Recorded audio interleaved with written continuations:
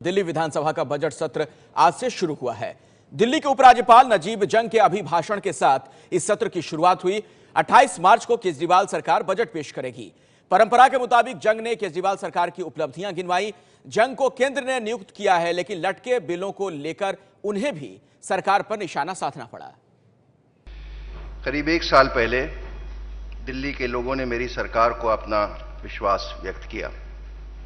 ये सरकार भागीदारी पूर्ण लोकतंत्र और आपसी परामर्श से कार्य करने में निष्ठा रखती है। मेरी सरकार समावेशी विकास और नागरिकों को पर्याप्त बुनियादी सेवाएं मुहैया कराने के लिए वचनबद्ध है। इसका प्रमाण है कि मेरी सरकार ने प्रतिमाह 20 किलोलीटर पानी इस्तेमाल करने वालों को मुफ्त पानी देने का निर्णय लिया। 400 यूनिट प्रतिमाह घरेलू बिजली उपभोक्ताओं के बिजली की दरों को भी 50% कम कर दिया गया है। पिछले 5 वर्षों में पहली बार ऐसा हुआ है कि बिजली की दरों में बढ़ोतरी नहीं की गई। दिल्ली की अपनी एक सशक्त अर्थव्यवस्था है। वर्ष 2014-15 में वर्तमान मूल्यों पर सकल राज्य घरेलू उत्पाद 4,51,154 करोड़ रुपए रहा। इसी दौरान राष्ट्रीय सकल घरेलू उत्पाद में दिल्ली का योगदान 3.86% है, जबकि दिल्ली की जनसंख्या देश की कुल जनसंख्या का 1.4% है।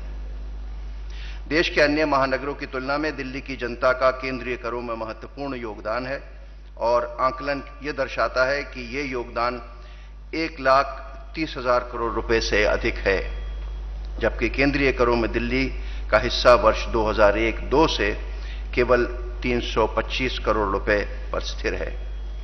इस वित्तीय विषमता के बावजूद राजस्व बढ़ाने की दिशा में मेरी सरकार के निरंतर प्रयासों के परिणाम स्वरूप ही नागरिकों के कल्याण की योजनाओं के लिए पर्याप्त बजट आवंटित किया गया है। आर्थिक प्रगति के बावजूद समाज का एक बड़ा वर्ग विकास और खुशहाली के लिए मूलभूत और आवश्यक सुविधाओं से वंचित है। मेरी सरकार मानवीय संपदा में निवेश में दृढ़ विश्वास रखती है।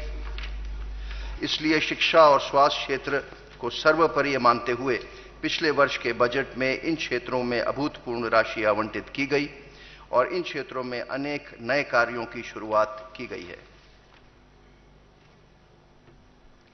समाज के विकास और खुशहाली के लिए शिक्षा पहला कदम है। गुणात्मक शिक्षा के लिए बेहतर और पर्याप्त सुविधाएं प्राप्त करने के लिए मेरी सरकार ने पिछले 1 वर्ष में महत्वपूर्ण प्रगति की है।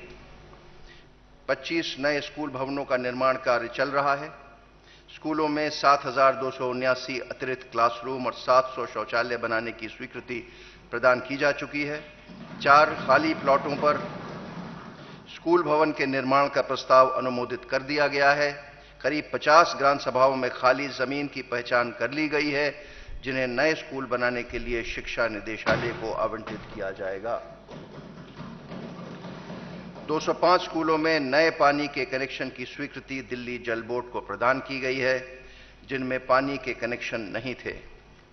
स्कूल भवनों में इवनिंग शिफ्ट में नए स्कूल खोलने की संभावनाओं को पता लगाया गया और शिक्षा सत्र 2016-17 से 5 एक पाली स्कूलों में इवनिंग शिफ्ट भी शुरू होने वाली है।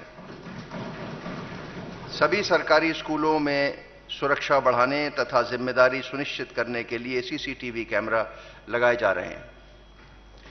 अच्छी शिक्षा प्रदान करने के लिए बेहतर सुविधाओं के साथ साथ समर्पित और उत्साहित अध्यापक भी पर्याप्त संख्या में होना आवश्यक है।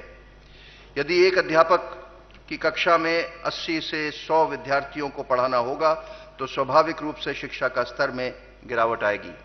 अध्यापक विद्यार्थी अनुपात को बेहतर बनाने के लिए मेरी सरकार ने शिक्षा निदेशालय में 9,623 अतिरिक्त अध्यापकों के पदों को सृजन का अनुमोदन कर लिया है। अध्यापकों के सभी रिक्त पदों को भरने की प्रक्रिया तेजी से चल रही है। इस दौरान 12,585 गेस्ट अध्यापकों की नियुक्ति की गई है, ताकि सरकार स्कूलों में अध्यापन कार्य में व्यवधान उत्पन्न न हो।